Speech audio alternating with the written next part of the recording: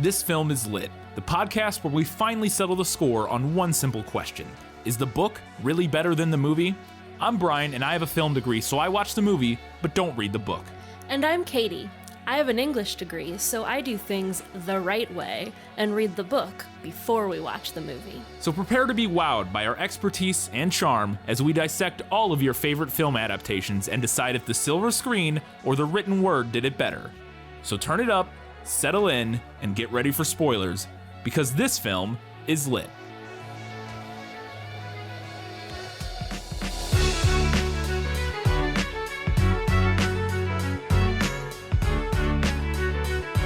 Other animals live in the present. Humans cannot, so they invented hope. It's I'm Thinking of Ending Things, and this film is lit.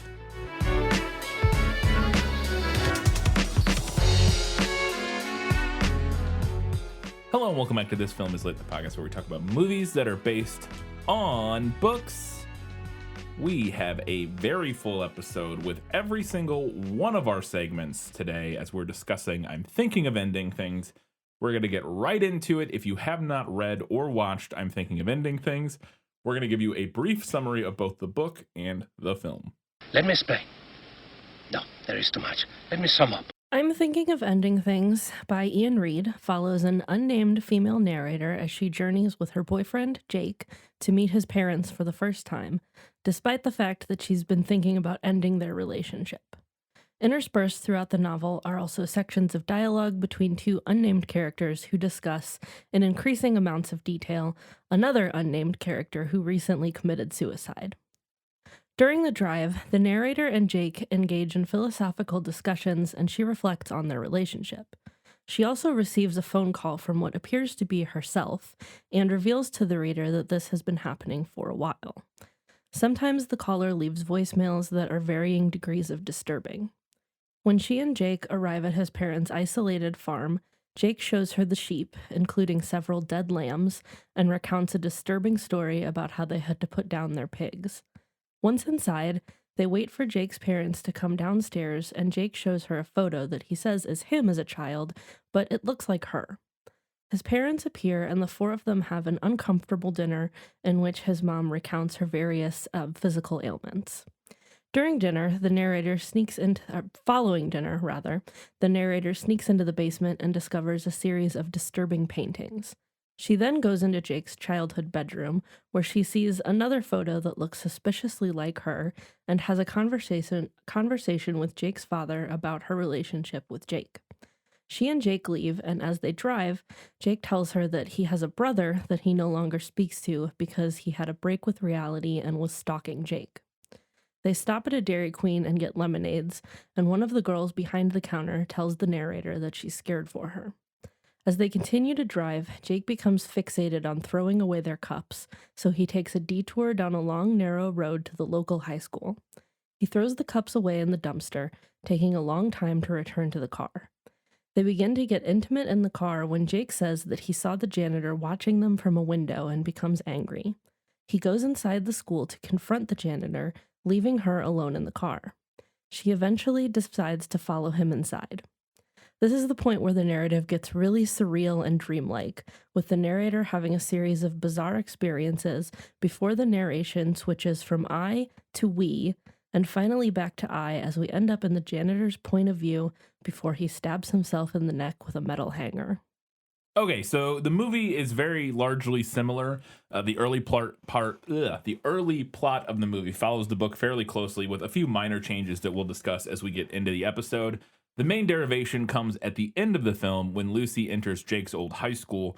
Lucy meets and has a brief conversation with the janitor. He offers her slippers, similar to how Jake offered her slippers at his parents' house. Then the film deteriorates into a handful of surreal scenes, including a ballet dance number between a version of Jake, Lucy, and eventually the janitor that ends with the janitor stabbing Jake and killing him.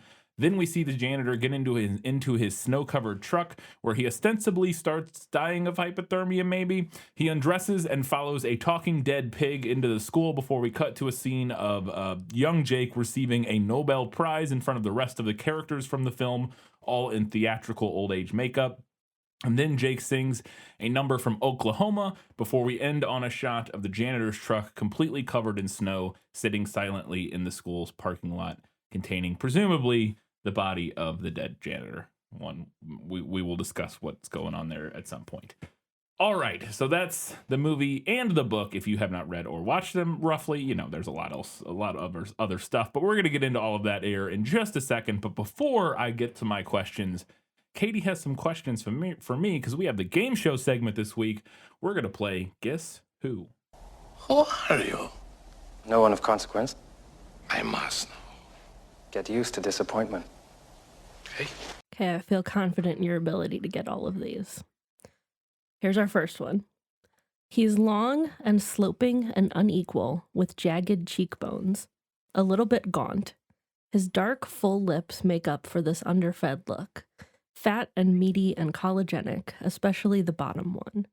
His hair was short and unkempt and maybe longer on one side, or texturally different, like he had distinct hairstyles on either side of his head.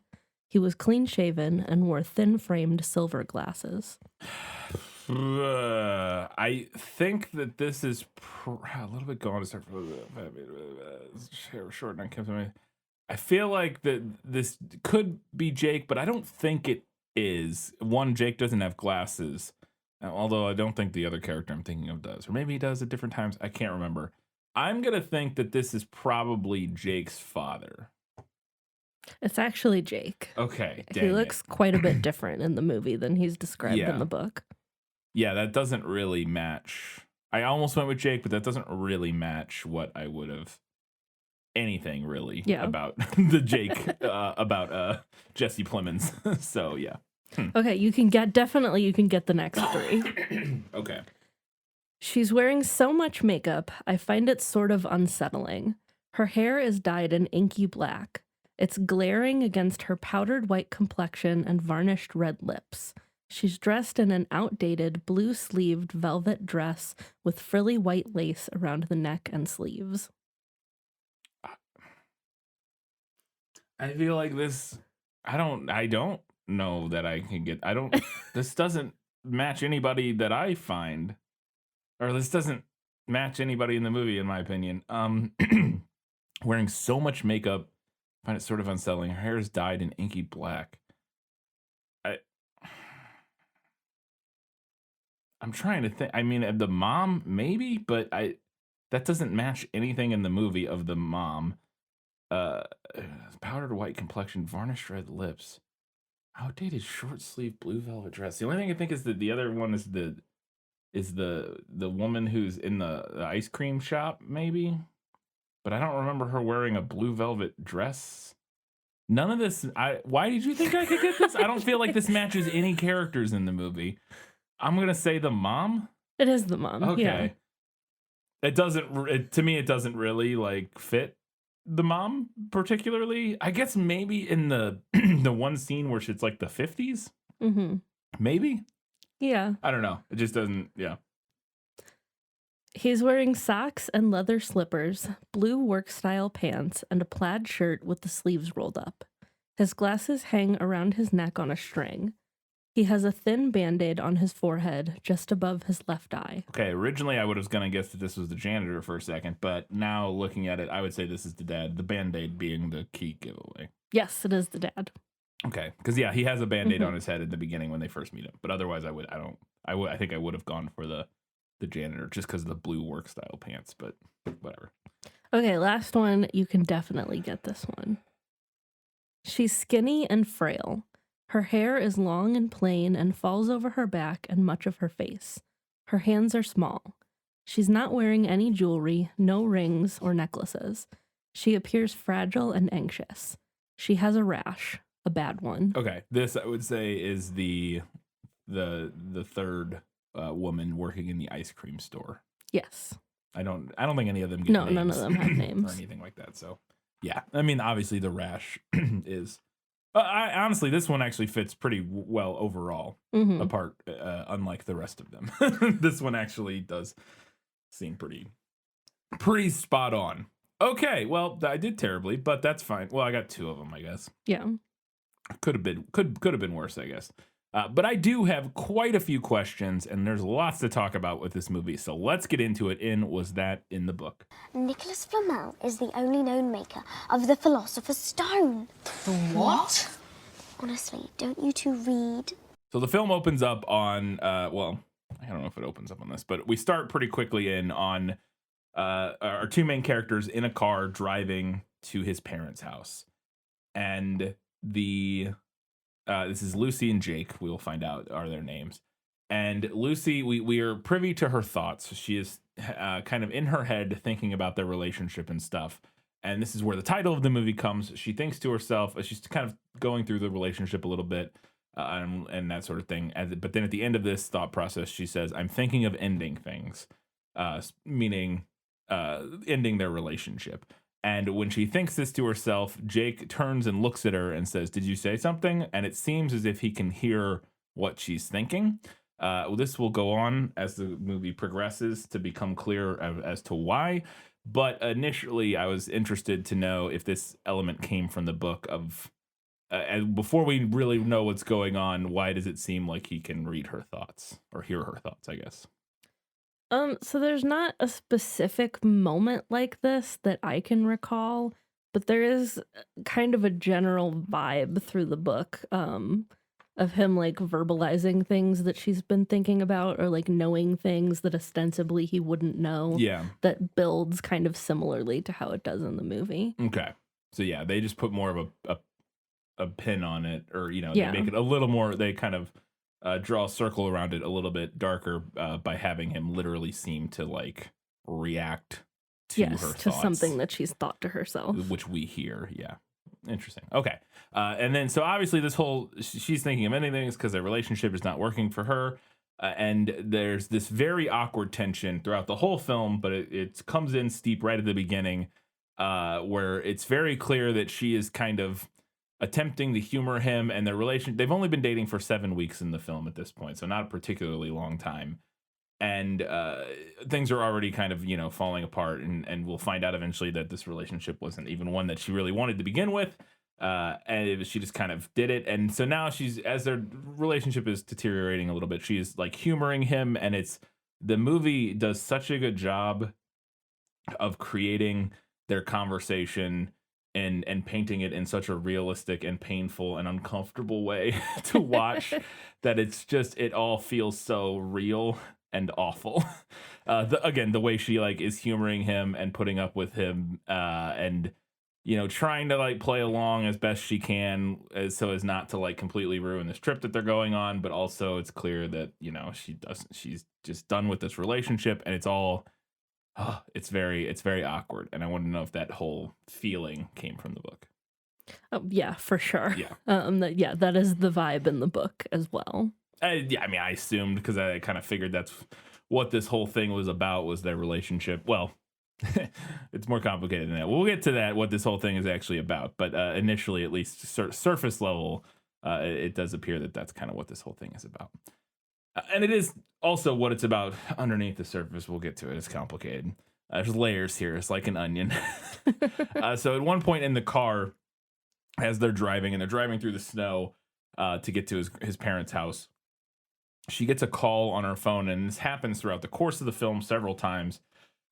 And it actually builds up and ramps up over the course of the film, eventually where she does answer it. But this initial one, she gets a phone call from another person, from somebody. The caller ID pops up and it says Lucy, which is her name, we know at this point. So it seems maybe she's getting a call from herself, which seems weird.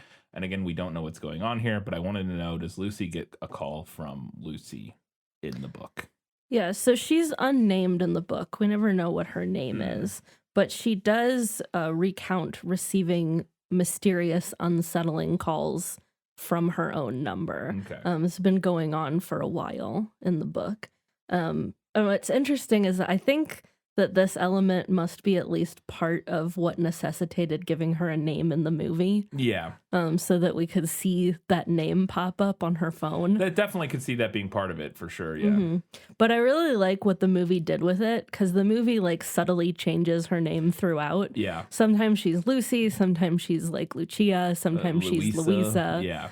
just like slightly similar but different names. Which is a thing that the movie does a lot with lots of elements, is Yes. to give it this sort of dreamlike, surreal feeling, is that things that have already been established will be recalled incorrectly or reiterated differently than they were stated the first time. And you have a note about that a little bit later that we'll talk about. But yeah, that's a recurring theme.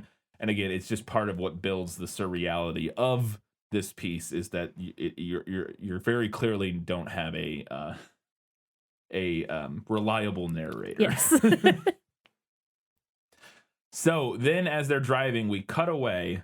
And I believe most of the time where we cut away, we actually still are hearing either their conversations or Lucy's thoughts. But we cut away to go see now for the first time this man who is a janitor in a high school. And we just watch this old guy walk around and do his janitoring job. And it seems completely like a non sequitur. We'll obviously get into what this all is eventually. But it's actually, I say initially like a non sequitur, it's pretty quickly set up right away that there's something going on here, because at one point Jake had mentioned that he has a line where he's like, they always did that show, or something about them doing that show, and he says they, and she's like, who doing what? And he goes, oh, Oklahoma, the high school that I went to, they always did Oklahoma or something like that.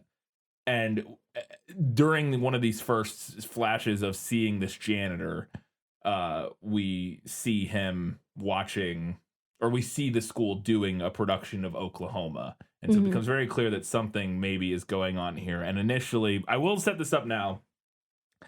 I did have one element of the movie spoiled, in the sense that I knew that, and this is spoilers obviously, but we're going to discuss it at length, that Lucy is not there. She's not a real person per se. But that was all I had spoiled. I did not realize that it went for, like, I didn't know. Yeah, it goes deeper than that. It goes deeper than that. And I also didn't know what that meant contextually. I just knew, like, she's not her. Like, she's not a real person or whatever.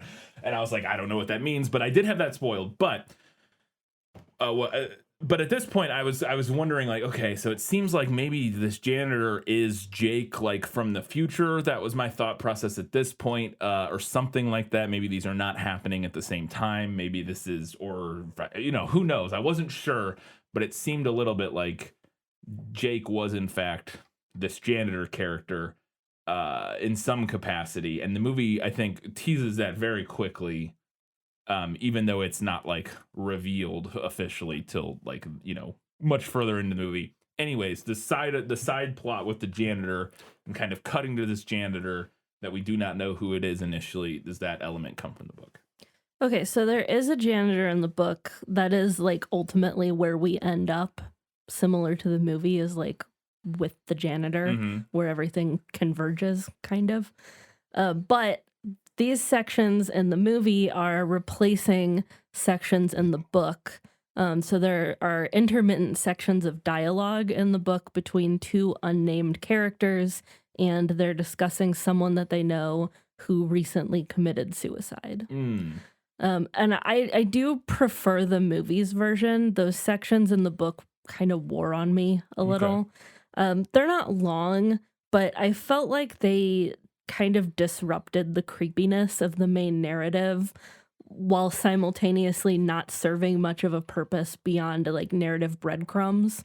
Whereas the movie managed to give us those narrative breadcrumbs while still maintaining the creepy, unsettling mood. Yeah, and I think part of that is done because they have, we're while we're watching this janitor, we're usually hearing Lucy or their conversations over this to kind of keep these two narratives intertwined, maybe better than they do in the book. Yeah, and you mentioned the Oklahoma thing, and that was a moment that I, like, particularly liked, where they turn on the radio and randomly a song from Oklahoma is playing, and Jake's like, oh, they do this every few years for obvious reasons. Yeah.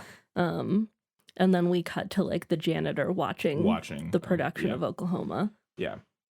I did think that it was interesting. Oh, I just had a thought and I lost it. Where'd it go? It was I can't remember. Never mind. Continue. Sorry. I had a thought and I just lost it. So I do think it was interesting that you initially thought like, oh, the janitor is future Jake because like he kind of is Yeah, in a way. kind of. I think ultimately it's less that the janitor is future Jake, so much, or future self, so much as Jake is the janitor's fantasy version of his younger self. Right. I think is ultimately what. Yeah, this ends up being. I think that is a more accurate description of Yeah. what's going on, but like you weren't wrong per se. Not exactly wrong, just kind of a different directionality or something coming at it. But yeah, not entirely off. So during this car drive, we are also introduced to the fact Lucy's day job is she says she's a physicist, although I think that changes. That changes 'Cause like initially several she's times. like a biology researcher or something. Yeah. She's doing research on like rabies or something like She that. most of the time she works in some kind of science. Yeah. But the thing that she is like studying or working Changes. in constantly changes 'cause throughout the film. At the end, they were like, "Oh, she's a physicist," and I'm like, "Wait, she was not a physicist at the beginning of the movie." Yeah. And again, the movie does that a lot, just to make you question what you question your own recollection, question everything you're seeing and hearing in the movie, and what's true and what isn't, and all that sort of stuff. Again, because it is an unreliable narrator. But we find out that one of her hobbies is that she likes to write poetry. And Jake asks her to recite her poem that she's been working on, and she recites this big, long, depressing poem on their drive. And then at the end, Jake's like, "Oh, that's wow," and she's like, "Well, what does that mean?" He goes, "Oh, I like it. It feels like it was written about me or for me, one of the two." And she's like, "Well, okay, I guess if you say so." And I wanted to know if that whole thing of Lucy being a poet and that poem scene came from the book, because I thought that was interesting, and especially where it goes later. No, that is actually a movie edition. There's nothing in the book about Lucy writing poetry or reciting poetry. Okay. So then they finally arrive at his parents' house, which is also like a farm. They have like a barn and stuff with animals and stuff like that. But they arrive, and before they go inside, when they get these repeatedly very creepy shots of his mom like staring at, like silhouetted, staring out the window at them.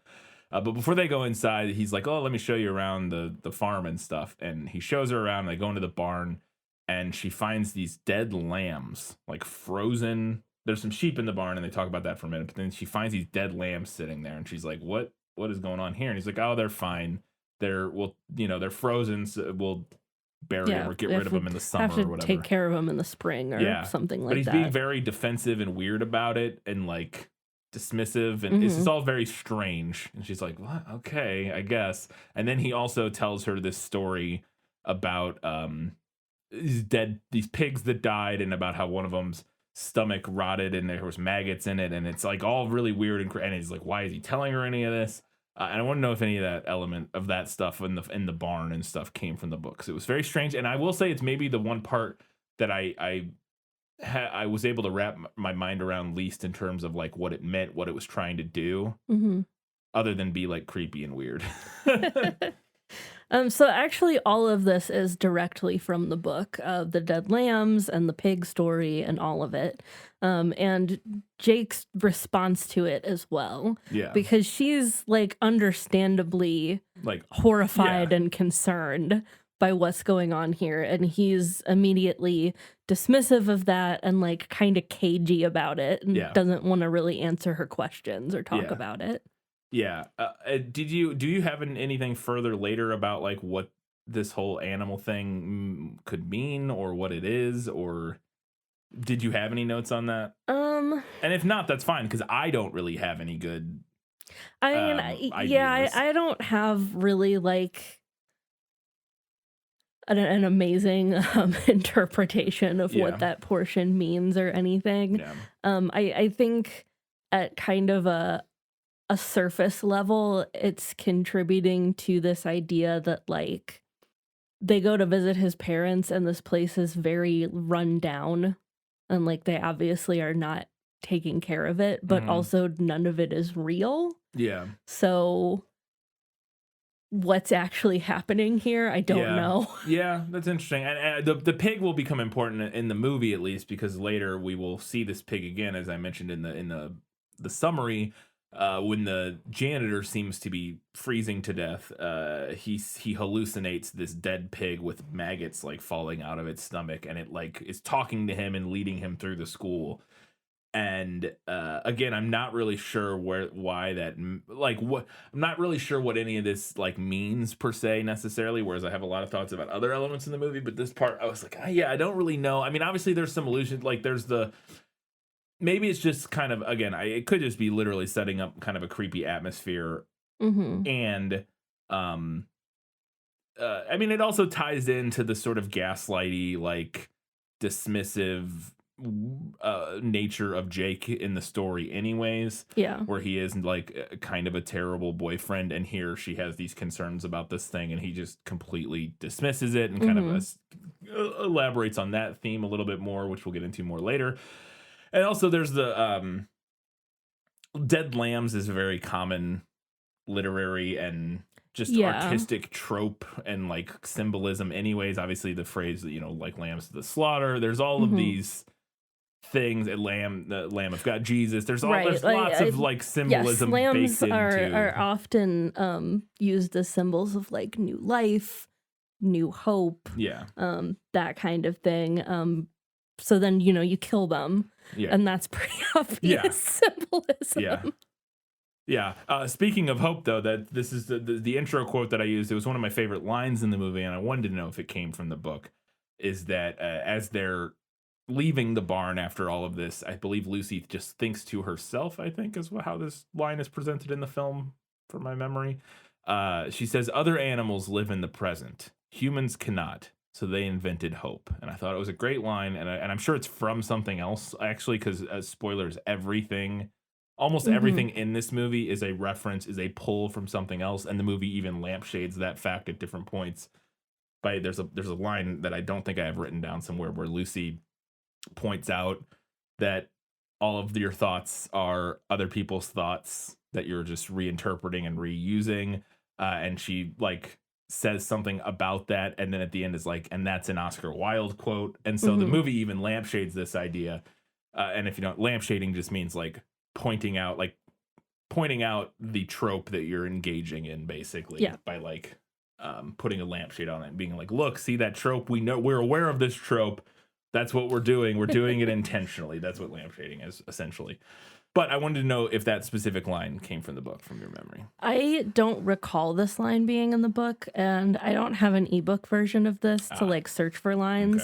okay. But if you recall it, or if you can search for it, Yeah. let us know for sure. Or if you know that it comes from something else. Yeah. Because again, that actually would not surprise me if it's from Animal Farm or something. I don't know, but like it wouldn't surprise me if this came from some other famous piece of literature, because this movie is chock full of references to stuff, and I did not catch remotely all of them.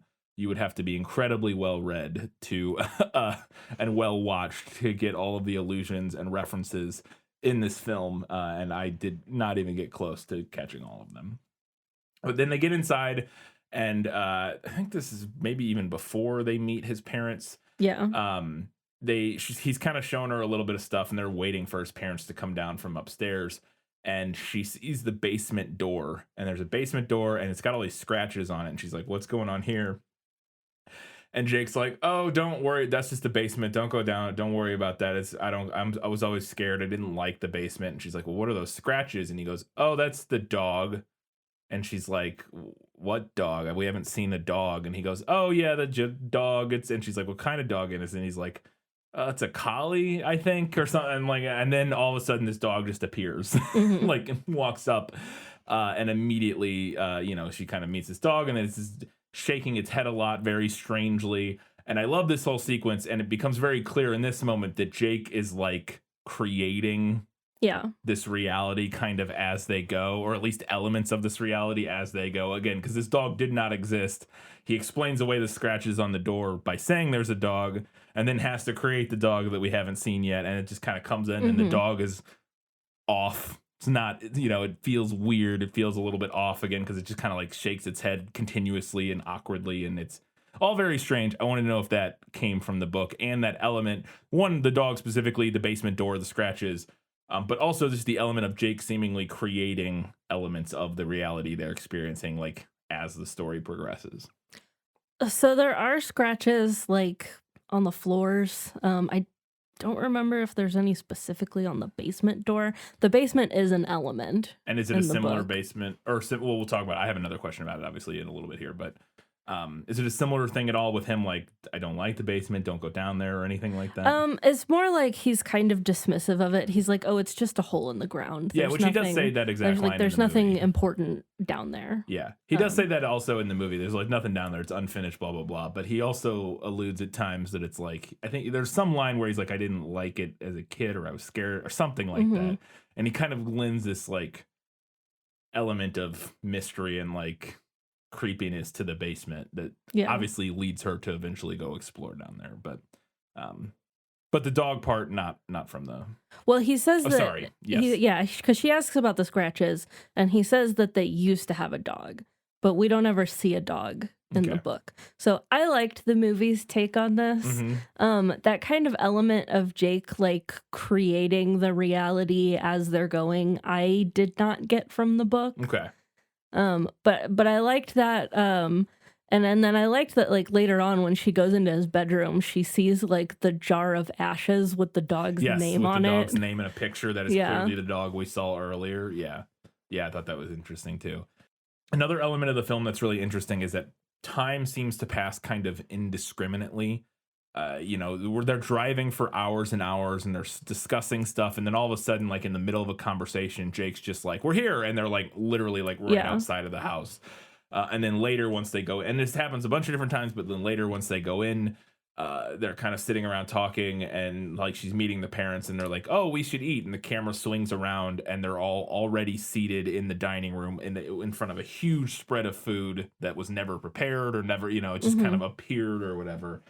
And it specifically is also funny because Jake mentioned on the drive up, like, oh, my mom's getting older. She probably won't make a bunch of food, but then there's all this food. And it's all very interesting. But the most important element here that I want to ask about is this like sort of, again, the indiscriminate manner in which time passes in the film and jumps around. And we kind of skip through time similar to how a dream kind of operates for some people sometimes. And I wanted to know if that came from the book. So this isn't not an element in the book. It's definitely there, but the movie really emphasizes and elevates the funky way that time seems to pass in the narrative. Yeah. I definitely felt that this was a more prominent element in the movie than it was in the book. Yeah, you can do it and not that you can't do it in a very striking way in writing, but in the film you can do it just by purely in the edit. You can create this because we understand the way time is supposed to pass in a film. And when we're watching a film, we kind of have if you've watched movies and TV shows and stuff enough, you kind of understand the language of film and how things move. And I have a note about it later we'll talk about. But this movie breaks a lot of those rules very intentionally to put you on edge and to make it clear that time is not operating how it normally would. Yeah. in this element, in this story that we're kind of being shown. So then they sit down and they have dinner, and during this dinner, Lucy, they're talking, and Lucy kind of very quickly starts taking on some of the mannerisms of Jake's mom. Like they start laughing, and their laugh is very similar in a way that's very creepy. And this whole dinner is very eerie and surreal, and the conversation is all so strange. And I wanted to know if this felt true to the book, if there's a dinner scene like this, and if the element specifically of Lucy kind of morphing into his mother in certain ways, or adopting certain, mannerisms of his mom came from the book. So the dinner is awkward in the book, and largely due to his mother. Yeah. And just like the way that she acts and the things that she says. Lucy taking on her traits isn't something that I got from the book, but I really enjoyed that addition in the movie. Yeah. Kind of playing with that like Freudian idea that men seek out women who remind them of their mother. Yeah. And then when Lucy and Jake's mother are in the same room, she suddenly seems to take on these personality traits that she did not previously have. Yeah. I thought it was very interesting. Yeah, I thought it was super fascinating. I liked it a lot. Again, we do have a Lost in Adaptation section. It's not so much questions as I have some thoughts and conversations that I wanted to have about thematically what I got out of this movie, what I felt like it was doing, and what Katie felt like it was doing. So we're not going into a ton of like detail here about like what we think all this stuff means and what the movie is saying. We will get to that though in our Lost in Adaptation section and some other spots here and there. So don't worry, we're not just skipping over all the meaty, interesting conversation. We will get to it. So then after dinner, they're kind of looking around the house. And at one point, Lucy sees a framed photo on the wall of this kid that she's like, that's me. And she thinks it's her as a kid. And Jake's like, no, that's me. And she's like, well, are you sure? That looks like me, which is obviously will become very important. But I wanted to know this moment of the photo that she thinks is her. And Jake's like, no, that's me, comes from the book. Because it's one of our clues of what is going on here. Mm-hmm. Yeah, there are actually 2 instances of this in the book. One is the photo in the living room, similar to what we saw in the movie. And then there's another photo that she sees in Jake's bedroom that she initially thinks is his ex-girlfriend. But that picture also looks suspiciously like her. Yeah. Interesting. Okay. So then as the night goes on at the house, she realizes she has a bunch of missed calls from Luciana, all different versions of her own name, basically. And she even has some voicemails, and eventually she does call her voicemail and hear one of these messages. It's very creepy, very weird, some seemingly dude's voice, kind of rambling nonsense. But ultimately it kind of boils down to this voice telling her there's one question to answer, there's one question, that kind of thing. Again, very creepy, sets the ambiance in the film very well, puts us all on edge. But I want to know if that phone call came from the book, or that element of her actually listening to the calls from herself, and it's this very strange thing. Yeah, the voicemails from herself are actually something that I felt the movie toned down from the book.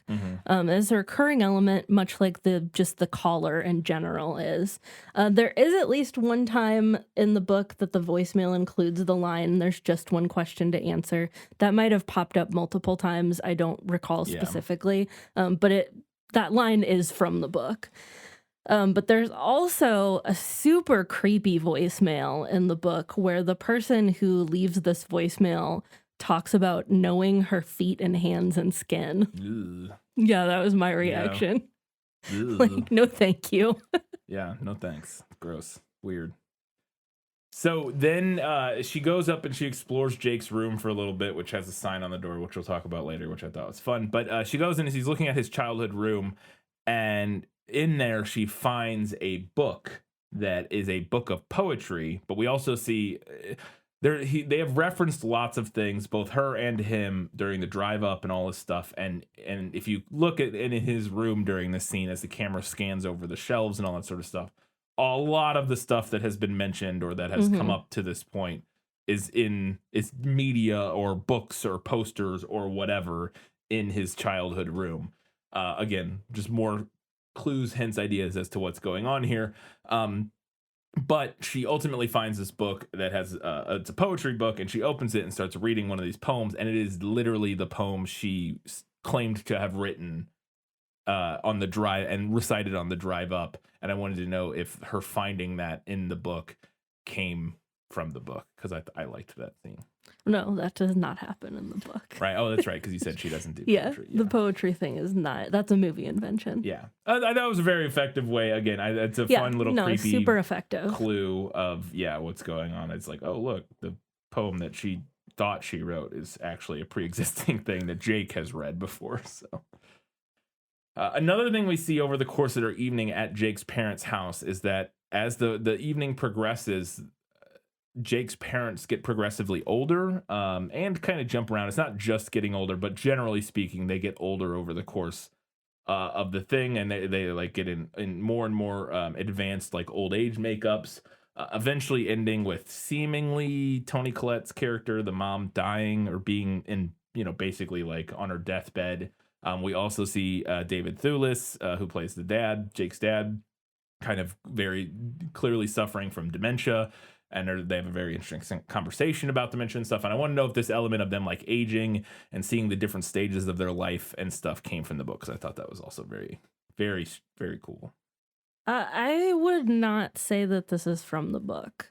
So in the book, Jake's parents do both like kind of subtly change appearance over the course of the evening, but the movie really dials this up to 11 by showing them at like wildly different ages Yeah. throughout the night. I really liked this. I thought it was super unsettling. I also think that on kind of a different layer, it's an interesting depiction of what it can feel like to meet your partner's parents Yeah. or like see their childhood home. That feeling of like being confronted with multiple layers of their life Yeah. all at once. No, absolutely. Yeah, and we'll get into it, but there's so many reads and layers to this movie where you can look at some of the elements in this scene, like or in the house, you know, the dinner, the visiting his parents. You can almost watch that completely in isolation as its own thing, devoid of everything else that happens in this movie and where it goes, and it's just on its own a very interesting and kind of well thought out, layered exploration of meeting your spouse's parents and visiting their childhood home. Just that scene on its own, and I think that is really cool and interesting. And then obviously it loops around to have even more different meaning once we find out ultimately kind of what's going on in the story. But it is, again, self-contained, very effective just on its own, I think. Yeah, for sure. As I mentioned earlier, the basement, she does eventually decide to go kind of explore the basement. I believe somebody might even... the mom asked her to throw some laundry in the washer. She has like a nightgown that's got like baby food on it. She's like, oh, here, put this in the washing machine in the basement. And she heads down there before Jake can realize and stop her. She goes down to the basement and she finds the washing machine that is running. She opens it and she starts pulling the clothes out that are in it, and it's all the janitor's outfit. It's like multiple versions, or not versions, multiple of the janitor's outfit being washed, which we have seen several times, like I said, to this point through the movie, being washed in the washing machine. Again, yet another clue, hint of what's going on. I wanted to know if that came from the book, but then also after she finds that, also in the basement, she discovers all of this art. And earlier in the film, when she was meeting the parents, she discussed that she also did art, and she was showing them some of her art. And we're now seeing that same art in the basement. And it turns out Jake was painting this, and he was copying some other artist. It seems like there's a bunch of art on the wall from some artist. And then it looks like Jake had been like trying to that, recreate these paintings, basically, and it's her paintings. And I wanted to know if either the laundry thing or the painting element came from the book. So I loved both of those moments. So no laundry in the book. That's just in the movie. But there are paintings in the basement. However, they are not like these landscapes that the narrator thought she painted. But they are super creepy, like portraits. Yeah. And I just want to read a description of one of them because it was maybe one of the more horrifying things in the book. I get closer to the painting. The piece is full of wild, heavy brush strokes and some very specific detail. It's a portrait of a space, a room. It might be this room, this basement. It's dark, the painting. But I can see the stairs, the concrete slab, the shelves. The only thing that's missing is the furnace. In its place is a woman, or maybe a man. It's an entity with an individual with long hair, standing slightly bent over with long arms, long fingernails, really long, almost like claws. They aren't growing longer, sharper, but they look like they are. At the bottom corner of the painting, there's a second person, much smaller, a child. And then she goes on, where is that? To describe, there are a bunch of other like drawings and paintings that are all very similar, like different iterations of the same like creepy Weird kind of creeper demonic thing. figure. Yeah, no, that's interesting. I will say, I think I understand why the movie decided to change it, because I think that might be too clearly like horror film. Whereas this movie wants to be deeply unsettling and creepy and horrifying, but not that way. I feel like it doesn't Yeah, want no, you I to- agree. You know what I mean? Like it's not creepy because there's like a weird long fingernail demon hunched into shadows. It's creepy because it's surreality. It's this slight shade it's this slight layer off from our reality, and everything feels just a little bit wrong. Mm-hmm. And that is what creates kind of the horror of the film, and I think it's really interesting and effective. And so yeah, I bet they changed that just to make it a little less kind of like it's a horror movie, like look how Mm-hmm. scary this, like yeah, I think that would feel maybe a little too on the nose for what the movie's doing. So then after their night they end up leaving. It's time to go, so they get back in the car and they're going to head back home because Lucy has to work in the morning. And they're driving, and during this drive, out of nowhere, I don't remember even what in the conversation what leads into this, but Lucy kicks into like an entirely different character, becomes like this 1920s, and I'm sure she's reading an actual review from some real critic, Mm-hmm. but she starts reciting this review of the film A Woman Under the Influence, and which I have not seen. I'm sure it's inspirational or not, I'm sure it's referenced for reasons that are very Yes. specific, but I have not seen the movie, so I don't know for sure. But she's kind of going on and she's like she's reciting this review of the movie A Woman Under the Influence, and Jake's kind of listening to her. And the review itself kind of boils down to the reviewer critiquing the film for being aimless and transient, among other things. And I was like, oh boy. And at this point now we have become super meta. Like we have a review for a movie and he's reviewing his own movie in his movie with a character doing a different character. It's very interesting. I wanted to know if this whole super meta review moment came from the book. No, none of this is from the book. Okay. It's just the movie being, as you said, super meta. Like, yeah, like holy cow, very interesting.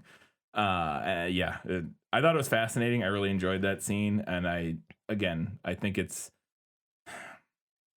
I don't know, we'll talk more about this, everything. So also at the end of the scene, there's a great moment where I think Lucy is now back in her character, and I don't remember who says which line. I'm pretty sure Jake says the first line, and kind of jokingly, but he says something along the lines of "God never gives us more than we can bear," and Lucy responds kind of dismissively, "God's a good egg that way," and it made me chuckle, and I wanted to know if line came from the book. Again, I don't recall this line being in the book, but if you know more about it, let us know. Okay. But then, so they decide they want to get a snack. So they're talking about, we saw this ice cream place on the way up called Tasty Town or something like that. I think it was Tasty Town, Something like that.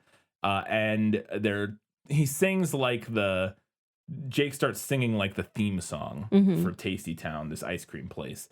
And during it, there's a line about how the ice cream is sweet and cold or something like that. And Lucy responds by saying, "Oh, sweet and cold, kind of like your mom." And Jake kind of like chuckles and laughs at that, and then goes quiet and goes, "What do you mean by that?" And it's, that scene, like the hair on the back of my neck stood up. It's so good and horrifying and creepy and perfect and awful. And I just wanted to know if that exchange came from the book. So none of that is from the book, but I totally agree with you. It is a great moment. It's so good. And it's, again, we'll get into kind of what my whole read of all of this is, and Jake and everything. And obviously we'll get into what ultimately happens here at the end very shortly. But yeah, that moment is great. So they get to the ice cream store, and they get to the ice cream store. And at this point, I have kind of figured out, I think, sussed out what is going on here is the sense that, at least to the extent that, again, knowing that Lucy is not real, without really knowing what else was real or what wasn't or whatever, we get to this ice cream store, and there are these two blonde women at the ice cream store initially, and Jake's being very cagey and weird about like not wanting to see them or not wanting to like certain people are working. He doesn't want to see them because they're weird or whatever, and so he's trying to figure it out. And these two blonde girls, and they kind of like looking at Jake and snickering and like kind of comment like whispering to each other and stuff like that. It's all very strange. And then a third girl comes out who's like a brunette, and she seems very meager and kind of scared, and she comes up and talks to Lucy, and Lucy actually orders ice cream from her, and she makes her the ice cream, and she has Lucy also, or not Lucy, this girl has these this rash on her arms and all that sort of stuff. And to me, what I read from this scene as, which I thought was interesting, because she has the same rash that Jake does. We see Jake at different times with these rashes on his arms. And to me, I kind of interpreted this as like, so this whole thing is a fantasy that Jake has created. This whole story, this whole going to meet the family with his girlfriend, and all of this is this sort of rom-com that he has created. It's not it's the world's worst rom-com, but it is a rom-com that he has created. Also, there was an element earlier, which I actually was meant to ask if this came from the book, because I think it's a super important element, where we see the janitor watching a rom-com in the janitor world, that we then, elements of that rom-com get worked into the story with Jake and Lucy, where basically Jake describes at one point how they met, and he describes the scene from the rom-com we were watching of her being at a restaurant or whatever, working as a waitress. And it's super interesting.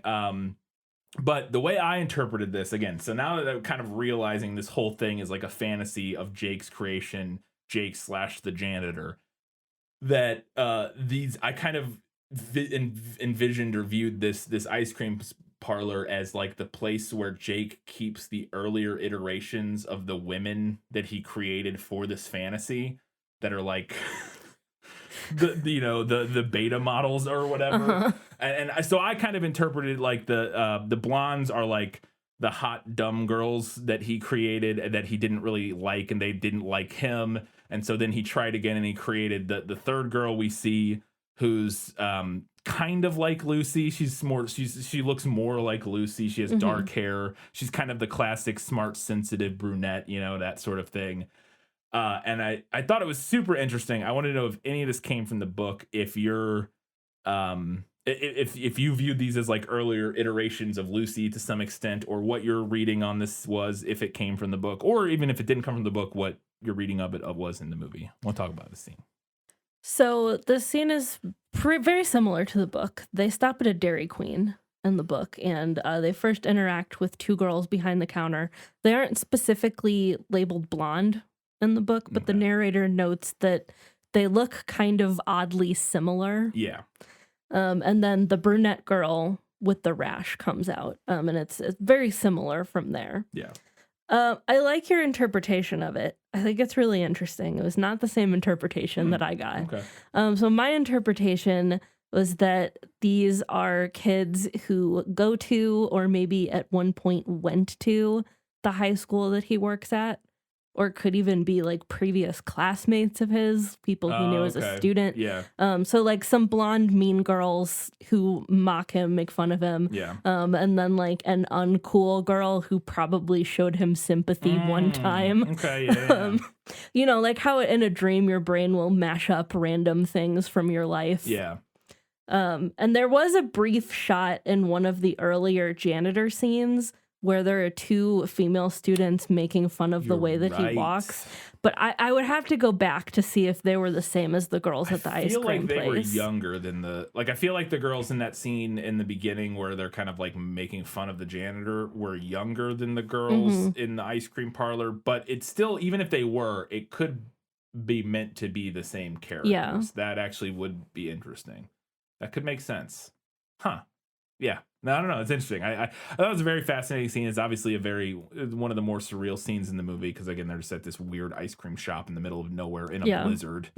And it's very interesting. But yeah, I think two very interesting, valid kind of interpretations of that scene there. Also, to address the other scene that you brought up real quick, oh, the fake Robert Zemeckis movie is not from the book. Okay. I thought that was great. We both cracked up when at the end of we see this whole scene play out. Yeah. And then it just, the credits roll and it just says directed by Robert Zemeckis. And I don't know why I found that very funny, but we both found that very funny. And yes, that is okay. So that doesn't interesting.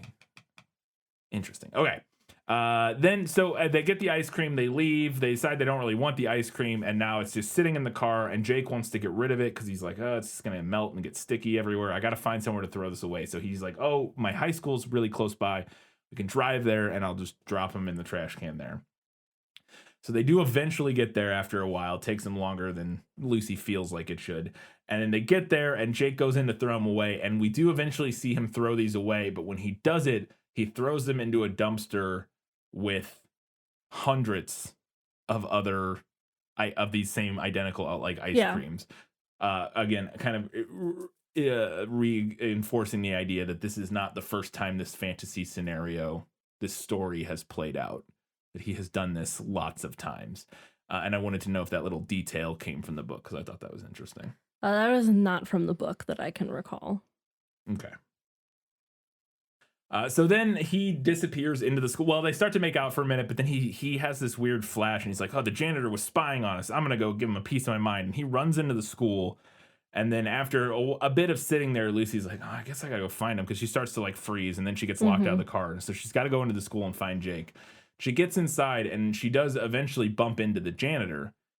And she's like, hey, I'm looking for my boyfriend. And she starts to, and he's like, oh, I don't know. Can you describe him? And she starts describing him, but she doesn't describe physically what he looks like. She describes the nature of their relationship. Yeah. And she goes on this big, long existential rant about how she doesn't remember or care about him and about how they met. Like, it's all about like, she doesn't really care about him and blah, blah, blah. And then she gets to the end of this and kind of wraps this all up by saying, you haven't seen anyone fitting that description, have you?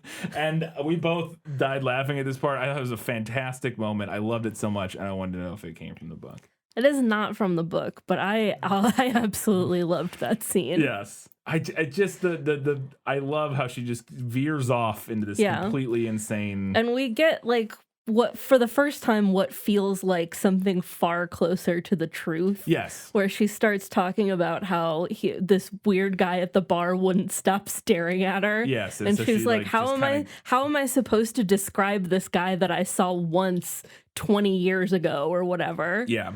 And she just gave him his number because she had no other choice. She's always kind of been a yes person or whatever. Yeah. I thought that was great. But the closest similar thing in the book is towards the very end, when the janitor, Jake, and the narrator have all kind of glommed into one person. And he's thinking about how maybe things would have been different if he had given that girl his number, but he couldn't, and he never saw her again. So we actually almost get in the book like a confirmation that this all sparked from an actual event. Yeah. Which I don't know if the movie necessarily gives us that. You know what I mean? Like the idea that this is the janitor. And so to round this all out, before we get kind of into it, the janitor and Jake are the same character. And all of this has been created. Everything we're seeing has been created by the mind of the janitor, who is Jake, essentially. Kind of playing out and creating this rom-com fantasy. It's like rich inner fantasy. Yes, this rich inner fantasy because he loves Robert Zemeckis films and he loves all this media, and so he leads a very isolated, like lonely, kind of sad life, and so he creates these fantasies of what his life could have been, should have been, wishes it would have been, that sort of thing. So that's kind of where we ultimately end up, and but the movie, like I said, never really gives us a concrete confirmation that this whole fantasy story sparked from an actual encounter with an actual person, with the Lucy, like the real Lucy at some point, 50 years ago or whatever. Whereas it sounds like the book actually makes that, and the movie alludes to that idea, but it sounds like the book actually makes that a lot more like concrete that is in fact kind of what happened there. So then the movie takes another fantastic turn that I want to know if it came from the book, because all of a sudden, after she talks to the janitor for a few seconds, she goes to try to find Jake, and Jake walks out from a doorway, and then they're standing and staring at each other in the hallway of the school, and then another version of Jake walks out and stands behind him, and then another version of Lucy walks out and stands behind her. and then they start dancing and they do a ballet. Yeah. The two alternate versions of Jake and Lucy start doing this ballet, big romantic fun dance number through the hallways of the school. There's a great little moment where they like go past some water fountains and they spray like, again, very musical moment. And I wanted to know if any of that came from the book, because I really enjoyed all of this a lot. I thought it was so fun and different. So the Dream Ballet, also I believe a reference to Oklahoma. Oh, okay. As well. It is not from the book, but I did really enjoy it. Yeah, I thought it was great. Yeah. I thought it was a great kind of surreal, fantastical way to like help illustrate what's going on here. Yes, absolutely. So then the ballet ends. Janitor version, ballet janitor murders ballet Jake, his younger self, his self that ruined everything basically, and didn't set his life down the path that the janitor version of Jake, future Jake, wishes they had. So he murders him, and then we move forward, and the janitor leaves the school, goes and gets in his truck and sits there and does nothing, sets his keys down. And I got the implication that time passed here that we don't see pass. And what I'm interpreting this all as is the janitor is dying, is that he gets in his car and starts suffering from hypothermia, because all of a sudden he starts like taking all of his clothes off, and then we get the hallucinating, like the cartoon pig that shows up and like leads him back into the school, and he's walking around naked, following this dead maggoty pig into the school. To me, I was taking this actually fairly literally, or at least literally in the sense of like, I think we're actually seeing the death throes of a man suffering from hypothermia, and I wanted to know if this whole sequence came from the book. None of this is from the book. We did mention in our Let Me Sum Up that the end of the movie is the main place where it deviates pretty far from what the book does. So at the end in the book, the janitor, Jake, and the narrator, Lucy, all combine. So the narrative switches from I to we, and then eventually back to I at the very end. And then at that point, another voice tells the janitor, "You can do this. You have to help me now." And then he kills himself. Okay. So I got more of a mental illness vibe from the book. Interesting.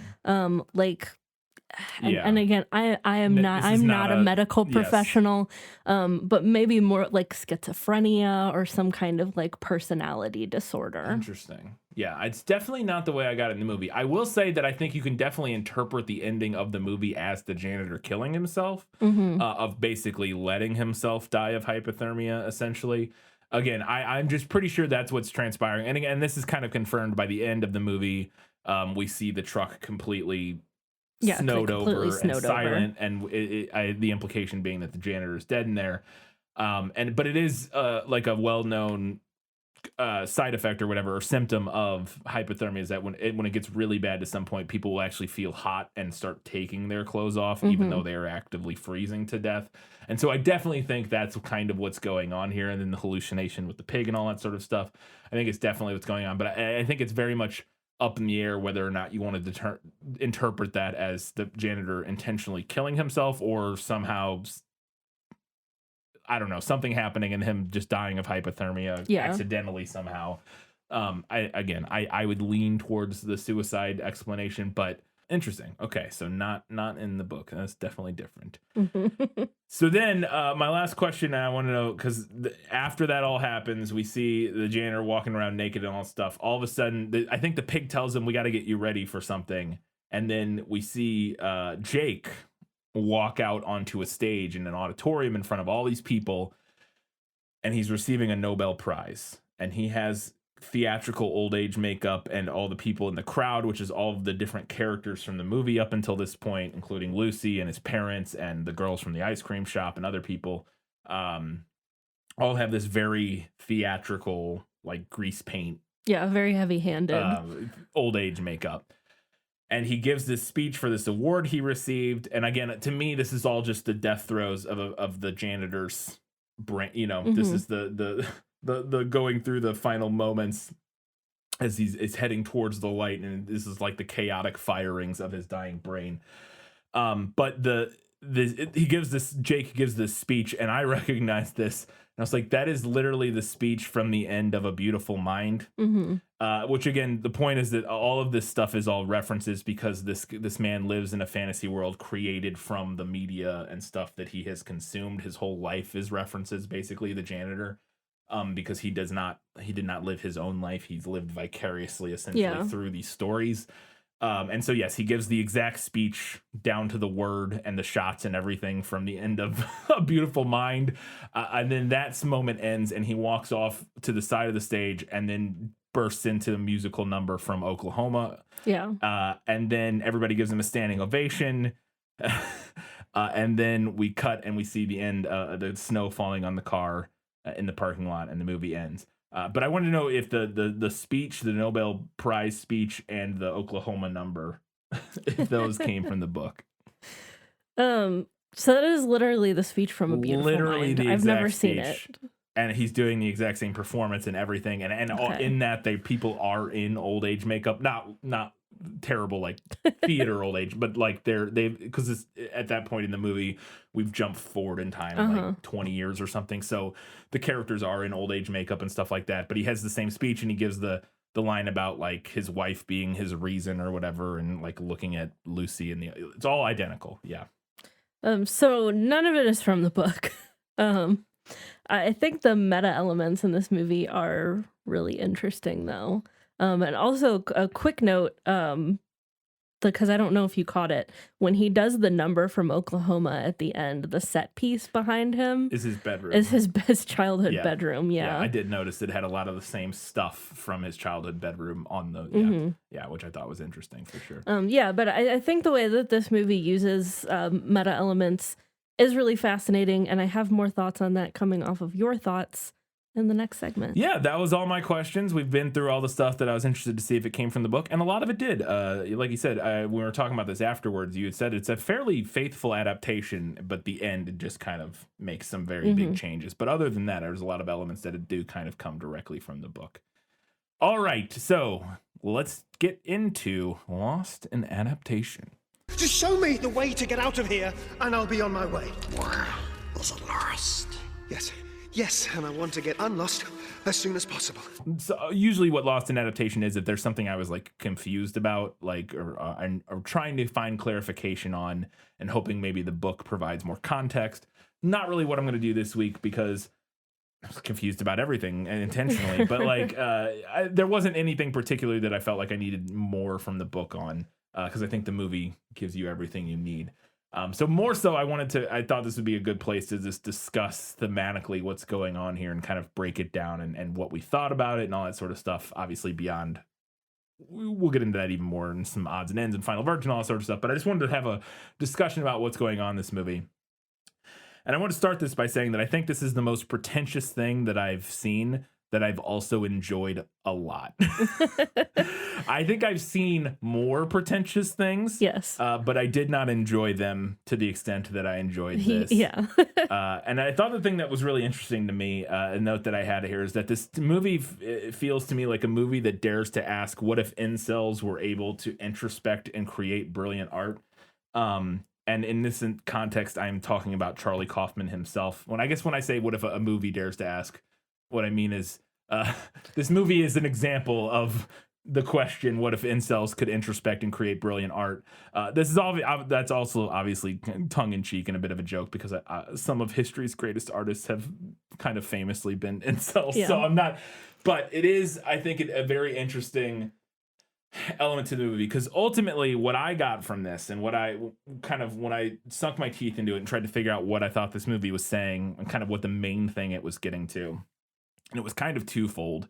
And I thought the first one is that I thought it was really interesting exploration of the way that men, and we're talking here about, this movie is about a man and a woman, cis, heteronormative relationship. So that's the context of what I'm going to talk about this in.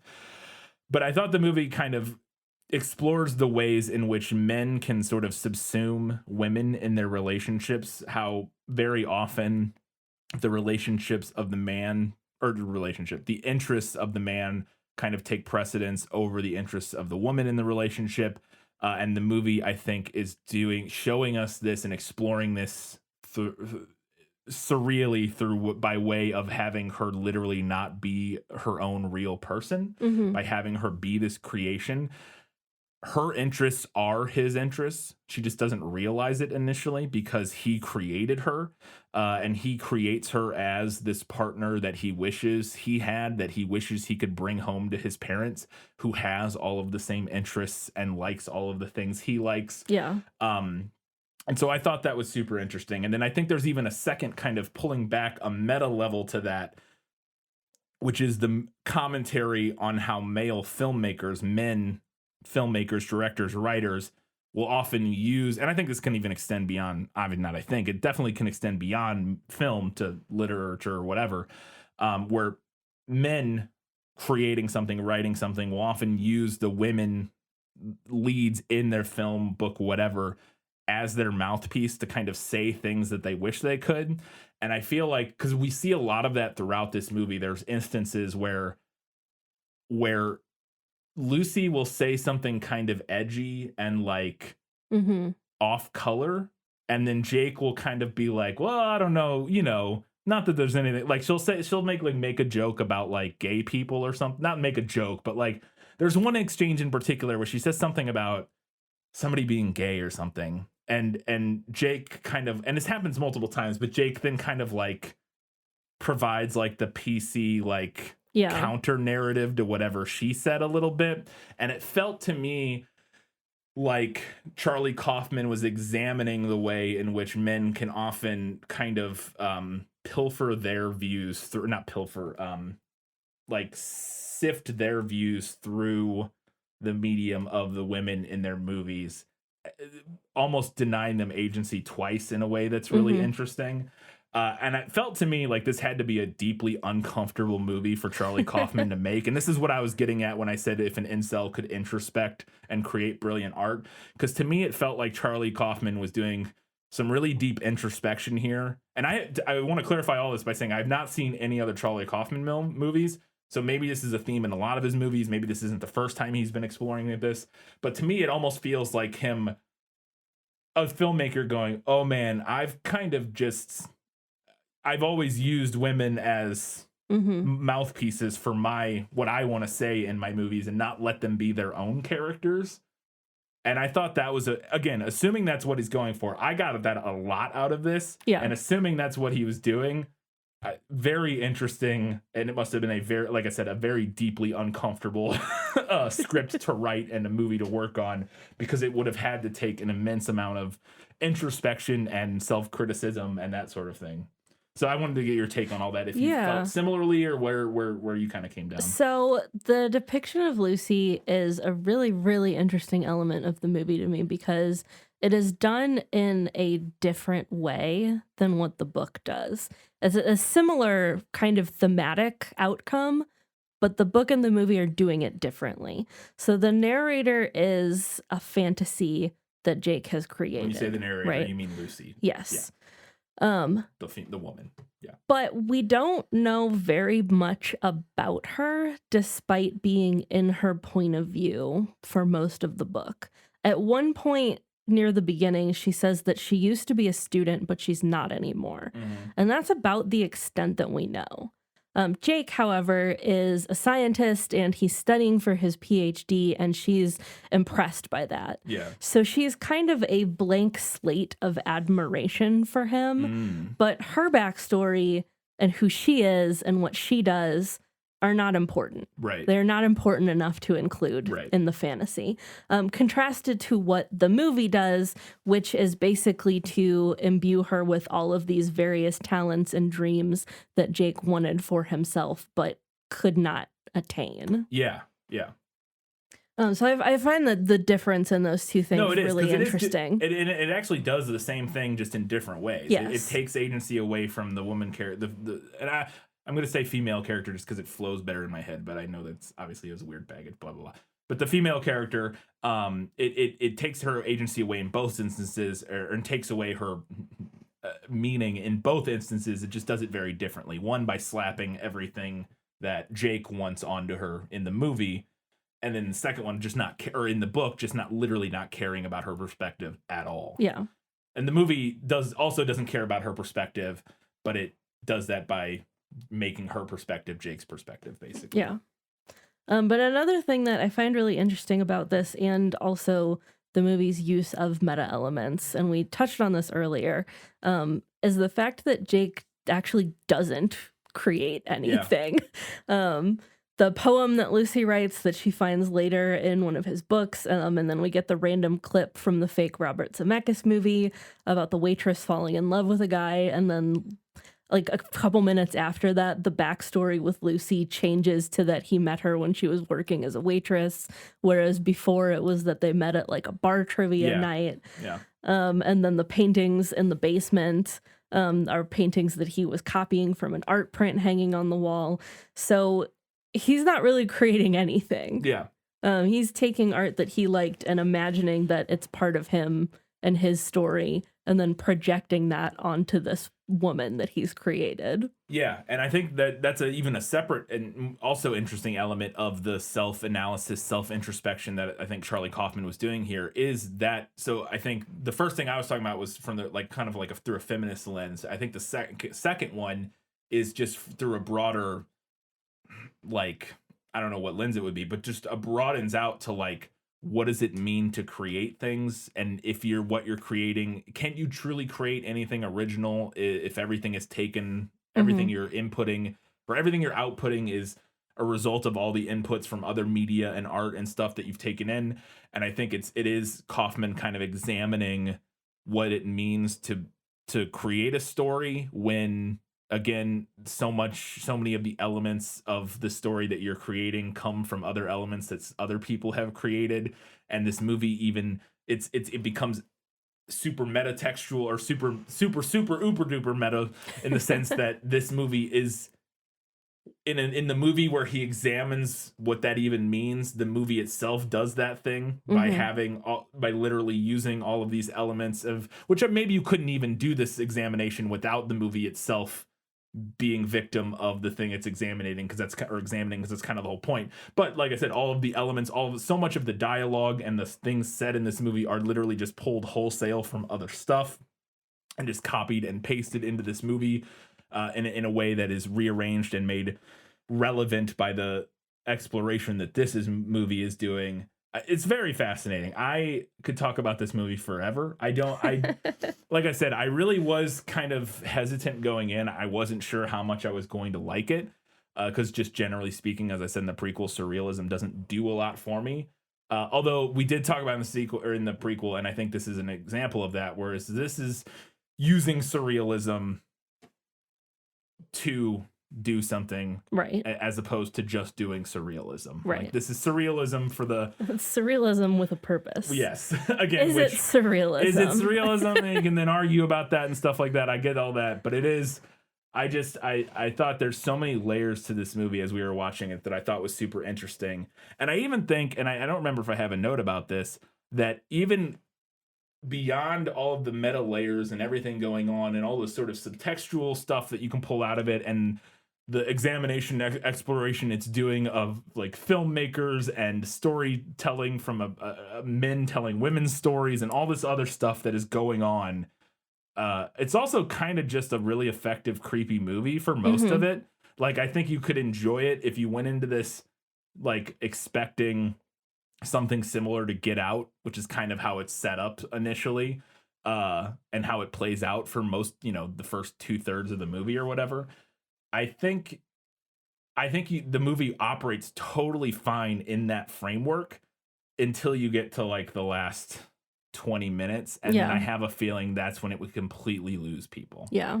I think it would lose people throughout because it is really wordy and heavy and there's a lot like dense and there's a lot going on. I can imagine people just kind of tuning out. But I will say that was another element that I thought was super fascinating is that you don't even have to remember or pay attention that closely to the specific things everybody is saying.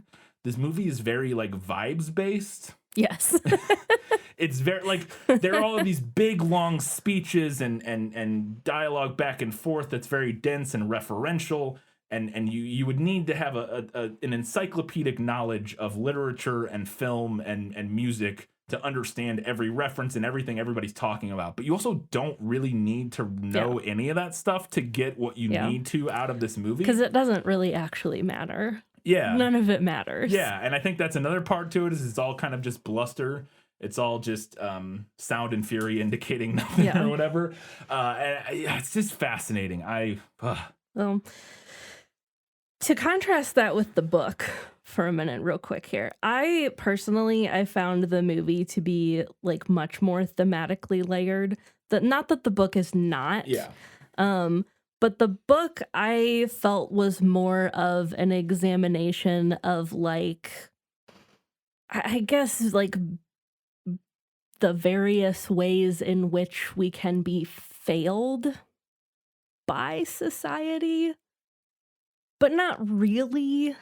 Yeah. The main reason that I get that read on the book is because of the sections of dialogue that are not replicated in the movie. Yeah. With the two unnamed people discussing this suicide that has taken place. And they're very like casually and cruelly dismissive of it. Where they're like, oh, that's terrible that happened.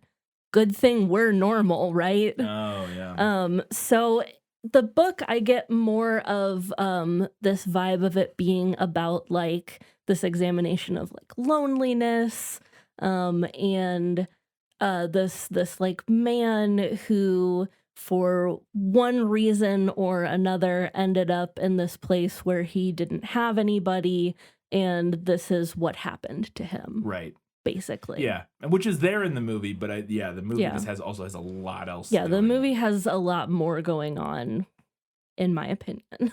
On top of that kind of initial story that you're describing. Yeah. Interesting. All right. Whew, that was a lot, but we're gonna get into what Katie thought now was better in the book. You like to read? Oh, yes. I love to read. What do you like to read? Everything. So I just have a couple things here. A lot of stuff that I originally had in all of my sections, I moved or took out because they were in your questions, as per the usual. So I only have a couple things in this segment. I liked the part with the poem reciting in the movie, but I did think it went on like 20% too long. Yeah, it could have. It was a little I was really into it in the beginning, and then I kind of like lost interest and stopped paying attention, and then came back around at the end. Yeah. So I understand that it's like an actual poem, right? Purportedly. Yeah. I did not look up the poet or anything. No, Maybe it was invented for the movie, like the fake Robert Zemeckis there is film. other things that are. But I did think it just went on like a smidge too long. There was a line from the book that I really enjoyed close to the beginning where the narrator is thinking about Jake and how he's funny. She's like, he's funny. But then she thinks, I still didn't think he was as funny as me. Most men I meet aren't. Which is also, that's very funny, but it's also very...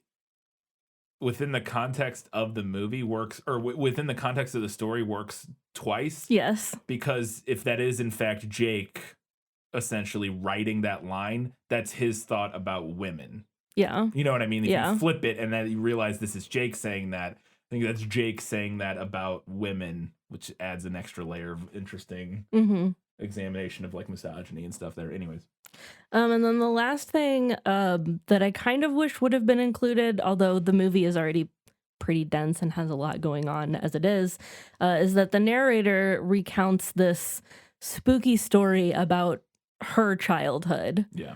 Which, again, we are to presume that maybe this is something Jake remembers or invented or what have you. But she recounts this story about being a kid and like sleeping in bed and then waking up and seeing a man standing outside her bedroom window but Already horrifying. I know. One of my worst nightmares. yes. Yeah. But the man is so tall that his head is actually above the top of the window. I hate it. So I she hate never it. sees his face. I hate it. I'm gonna have nightmares about this tonight. I'm hate sorry. it. But I was like, that was pretty effectively Oh God, yes. creepy. Horrifying. Yeah. Don't like it. No, thank you. All right. Short list, but like Katie said, we touched on a lot of this stuff already. So let's find out now what Katie thought was better in the movie. My life has taught me one lesson, Hugo, and not the one I thought it would.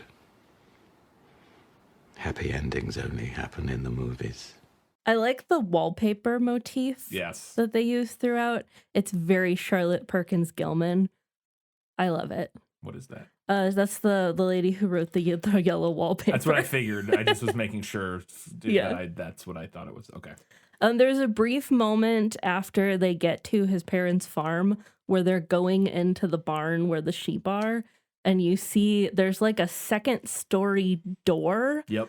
that just like slowly blows open Yep. behind them. Yep. And Yep. like it's so mundane, but it was so creepy. Absolutely. I saw the same thing and had the same thought. Yeah.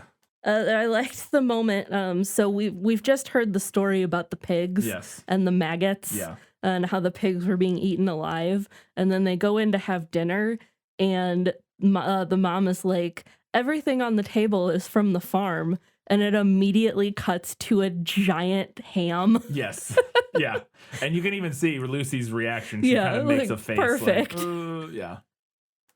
I liked the decision of on the movie's part to move the story about how Jake and Lucy met, the story about the bar trivia night, to during dinner with his parents. Mm-hmm. This story is also recounted in the book, but it's just something that Lucy is thinking over as they're driving. Yeah.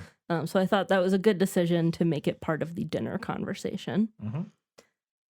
I liked the moment when dinner ended, and they're all like, oh, we're stuffed, couldn't eat another bite, let's Yeah. clear away these plates. And then they're picking up completely full plates of food Yeah. that just haven't been touched. We talked a little bit about, during the drive back, Lucy doing the movie review. But I liked her random accent changes Yes. during this part. Like when she's doing the movie review, she does kind of like a transatlantic accent. Yeah. And then there's a brief moment a little bit later, and maybe I imagined it. No, I don't think you did. I feel like I remember But this. there was a brief moment later where she randomly, for a few lines, has like an Irish accent. Yeah. It sounded like to me. I also thought I remember her doing briefly like almost like a Minnesotan, like a Yes, northern accent, yeah. like a Fargo accent. Yeah. Briefly, yeah. It was very, very interesting. It kind of gave me the vibe that like there's a glitch in his fantasy. Yeah, yeah, absolutely. It's definitely and again, it's all the different things bleeding kind of into this story. The argument that they have in the car about the song "Baby It's Cold Outside," Yes, it was just so deeply funny to me. It was 'Cause very funny. it was just every argument you've ever seen on the internet Yep. about that song. Yeah, Which is a very nuanced conversation to Yeah. have, and nobody wants to talk about it like it's nuanced. yes, yeah, There's a moment where when Lucy is talking to the janitor about Jake, and we kind of get, like I said earlier, like the backstory that feels a little bit closer to what actually probably happened.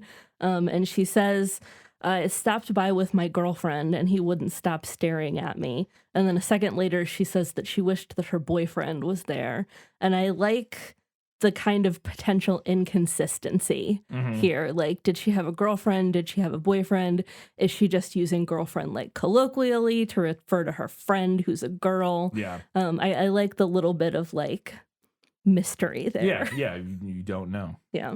The dream ballet dancers, I really liked them being idealized versions Yeah, of both of these characters. They're younger, they're thinner, they're prettier. They're wearing similar clothes, but the clothes are like better cut and Yeah. look more put together. yeah. And also, I mean, it's one of those things that it would almost happen just by the nature of the fact that they hired professional Yes. ballet dancers Yes. who are going to be fitter than, But I think it works really Yes, well in yeah, context yeah, here. yeah. And my last note is something that was in the book that the movie dropped, which was 4 pages of the line, "What are you waiting for?" repeated over and over. And I'm sorry, but stuff like that is why I generally don't care for literary fiction. Fair enough. I can just... You're not going to read House of Leaves anytime soon? It's just that when I can feel the writer feeling smugly clever, Yeah. I don't like it. It turns me off. What if I would argue that moment is almost the exact same moment that you love in Twilight, where it's just the months as you turn the pages? Yeah, but Stephanie Meyer was feeling that. very similarly smug about that moment when she wrote I love that because it's smugly clever in the way that a teenager would feel smugly clever. And this to me felt more like I was sitting in my master's level creative writing class, listening to somebody. The most obnoxious person in your master's level writing class. To the most obnoxious person you've ever met wax poetic about their mediocre short story. Yeah, that's fair. Fair enough. All right. Well, let's get to a handful of things that the movie nailed. As I expected, practically perfect in every way. A lot of the opening voiceover that we get from Lucy is directly from the book. Not verbatim, and not like all together, but there are a lot of lines that were pulled from different places in the book. Jake being super pretentious, just the worst. Definitely something from the book. There's a moment on the drive where they see like an abandoned, I think in the book it's specifically like burned down house, but there's a brand new swing set they out talk front. about that in the movie. And Jake has like a whole explanation for why that would be the case. He's like, well, maybe they're renovating the house and they wanted to have a swing set for the kids to play on while they were renovating the house or whatever. And she's like, I guess. Yeah. This is another one of those great moments in the movie of Jake having to like cover for this story he's creating that all the pieces don't line up and work. So he just kind of has to like, which again is even just pulled back from the movie itself, is just kind of commenting on the actual act of writing, of creating, and the way in which those inconsistencies can crop up and how you deal with them and all that sort of stuff is all very, very fascinating. Jake giving her his 2 big slippers at the house. And I liked that the movie brought that back at the end with the janitor. I thought that was fun.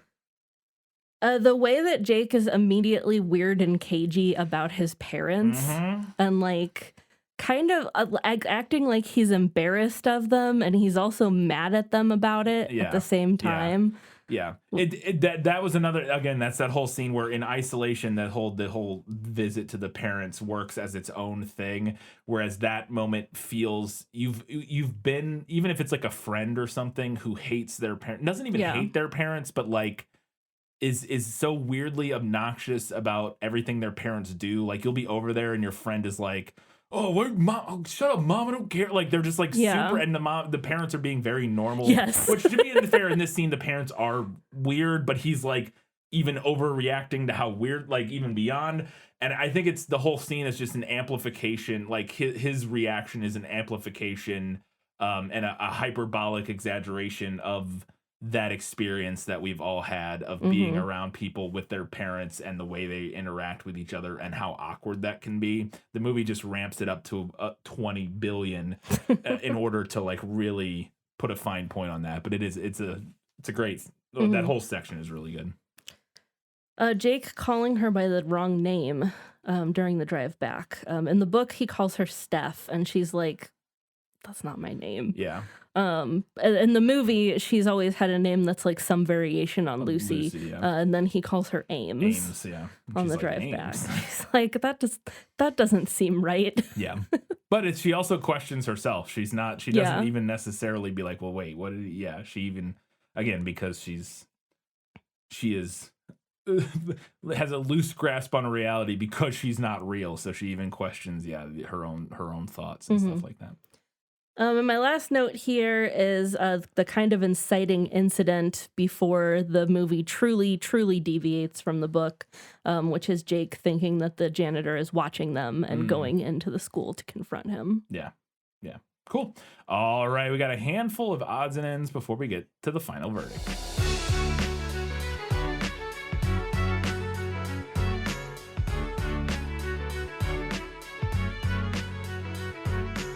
First off, I just want to mention that Jake in the movie looks like half the guys I went to college with. Jesse Plemons is great for looking like that guy. Yeah. There's only one person that looks like Jesse Plemons in movies, but there's a million of them in real life, and Jesse Plemons plays them. Just every kind time. of like the kind of round pink face and the blonde hair and the little scruffy blonde beard. Yeah. Not like wildly unattractive, but not particularly attractive either. Yeah. Just kind of like a guy.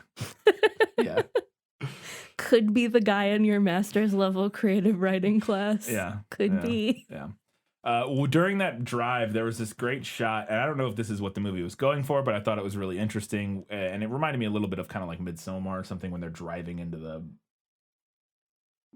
Norway or wherever, and the camera does that spin, like spins upside down or whatever. But in this instance, they're driving and it's snowing, and there's a combination of the score and the camera is looking straight up into the sky as they're driving, and so the snow is rushing past the camera, like flying past the camera, and then we have this very like ephemeral floaty score happening in this moment, and it almost creates the visual illusion of like I was imagining like looking out a porthole on a submarine diving underwater with like the bubbles going past, and it felt like we were diving like deep diving into this world. Yeah. Like I don't know if that's what the movie's going like for. Very claustrophobic. Yeah, very and the movie intentionally, that's part of the reason they use the Academy aspect ratio, which we talked about in the prequel, which is the 1:2, whatever it is, almost 4:3, but not quite, like more square aspect ratio, was to create that sense of claustrophobia. It was one of the main reasons they did it. But yeah, that particular shot again with the score and everything going on, it feels like you're traveling to another world, which you are, which I thought was a really interesting kind of clever thing. There's also this great moment, and it happens a couple times in this drive, but there's a great moment early on, and it's the first time it happens, and it sent chills down my spine, where she's looking, she's like, oh, I wrote a new poem, and he goes, oh, what's it called? And she says the name of the poem, and as soon as she says it, she turns and looks over her shoulder out the back window, and the shot of her doing that, she looks right into the camera, almost like she feels somebody watching her. Yeah. And it's us, and it's fascinating. Because then there's another moment right after that where during the poem recitation, at one point, there's a line in the poem about somebody having, or the narrator having X-ray vision or something like that, and when she says that line, she looks down into the camera and like finishes the next few lines looking into the camera. Very interesting. I thought all that stuff was really effective and creepy and cool and just interesting. I need you to confirm for me if this happened or if I imagined it, so I'm hoping you remember this. But when they initially get inside the house and Jake is like walking around and like calling for his parents, was it ever so slightly cranked up? Like sped up? Yeah. It could be. I will say I don't remember this particular moment, and I don't remember thinking that, but I also just may not have noticed. It like the way he was moving, it looked like it was just ever so slightly sped up. Like it looked very unnatural. I'm sure that probably is the case, because that was my next note, was that there are a lot of subtle editing techniques in this movie, and I'd actually almost describe them as anti-techniques, in the sense that this movie is intentionally edited wrong in order to create this sense of unease and create that atmosphere of surrealism. There are tons of moments constantly throughout the movie where shots are cut short or are placed in an order that doesn't quite feel right, or sounds are cut abruptly, or scenes transition strangely, and it's all these, and I don't have a lot of specific examples, but there's lots of moments throughout the film, and it happens so much that it's every few minutes. There's something where if you understand the language of film and how mise en place, wrong thing. That's cooking. Mise en scene, it works. This is wrong, quote unquote. The way this movie is edited is incorrect. But again, that is clearly very intentional because the story itself is wrong. This story isn't real, and we're jumping through this kind of again this dreamlike surreality. And so the story and the mise en scene doesn't flow the way that a film should. So I accidentally said mise en scene there when what I actually meant was montage, which is the process of selecting, editing, and putting together a film. It's actually the shot choice, the length of the shots, everything that goes into editing a film is montage. And I said mise en scene, which is a similar but different concept in film. They're both M words, so I got them mixed up, but there you go. And I thought, and so it wouldn't surprise me if what you're saying there, describing of him being slightly sped up, were to be the case, because there's tons of stuff like that throughout the movie where there'll be little clips where something is run backwards or something is looped weird, or so they did all kinds of stuff like that. So again, I'm sure that moment you're talking about they probably did do that. Something I liked in both the book and the movie are the really subtle inconsistencies in the details. And we've talked a little bit about this, but there was one specific example that I really liked, where Lucy, she initially says, "It reminds me of the house I grew up in." And then a few minutes later, we didn't have a basement, living in an apartment. Yeah. And then later on, she says, "I grew up on a farm." Yeah. Yeah. And the same thing like with her career. Yeah. She's doing research on rabies, and then it's and something at one slightly point adjacent. it's gerontology. Yes. And then that when they're talking to the parents, she says gerontology, which is like the study of old people or whatever. And then later she's a physicist. And again, it's just these details throughout lose track of, again, because it's just some old guy creating the story in his head, and the details and it kind of changes based on what's the best fantasy at the time in the moment. Yeah, it's really cool. Speaking of, though, there was a little moment that I enjoyed when they're talking to his parents, and his mom says quantum psychics instead of quantum physics. Quantum physics. Yeah. I mentioned this earlier, but I love when she does go in and explore Jake's childhood bedroom. The door to his childhood bedroom, literally has a sign on it that says Jake's childhood bedroom, which again, in the moment, is very meta. And again, because it's just like, why would you have that sign there? Like, obviously, this is there for us as the audience, but the movie knows that. But then the movie justifies it by having it be a thing that his dad, or that they put on the door so that his dad, who's suffering from dementia at this point, again, because this timeline's all accelerated and wild and strange, and his parents are rapidly aging throughout the course of the evening and moving around in time. And so his dad is dealing with dementia, so they label the doors so he knows what certain things are. And so that's the reason, quote unquote, that the door says Jake's childhood bedroom, but it's obviously not the real reason the door says childhood bedroom. That's the reason that the movie comes up with eventually for why it says Jake's childhood bedroom, which I just love it. It's just, again, it just lampshades how strange everything is and what they're doing there in a way that I found really, really fun. Another moment that we both had a hearty laugh at on the drive back. And I don't even remember what specifically he says, but as soon as Jake referenced David Foster Wallace, he just says his name and we both went, oh my God. We both like chuckled and groaned at the same time. Because we're like, he would be that. He is the guy who would have be obsessed with David Foster Wallace. And this isn't even a dig. I've never read any David Foster Wallace. I know very little about David Foster Wallace, except that some of the most obnoxious people you will ever meet love David Foster Wallace. I too, admittedly, know very little about David Foster Wallace, but I know far too much about the kind of people that are into David Foster Wallace. Yeah. And again, obviously not a blanket statement. There's probably plenty of people who love David Foster Wallace who are perfectly fine people, perfectly lovely people. But it is one of those, it's one of those, red little flags. Little red flag, yeah. Potentially. And I had my last note, and this is kind of goes back to what I was saying earlier. But I really, when we were getting towards the end of the movie, I was like, I really did like this way more than I expected. and I think a point of comparison is that this movie is basically the exact same length as 2001. It's like 2 hours and 15 minutes, which I think is literally like the exact same length. And I've also seen people talk about this movie being boring and meaningless and a slog and not interesting or fun to watch. And I could not disagree more. I found this movie enthralling the whole time. Maybe not the entire time. There are moments here and there, lulls that are, you know, sure, like the poem goes on too long, stuff like that. There's a couple beats here and there where it's not like completely enraptured, but for the most part, I would say like 95% of the time, I was completely enthralled with everything going on in the film and trying to piece together what's going on and the mystery of all of it. I thought it was fascinating, and I just think it's really interesting. Well, it's funny because I was listening to a streamer that I watch who usually I generally agree with a lot of his movie takes, but not necessarily everything. But he hates this movie, hates it.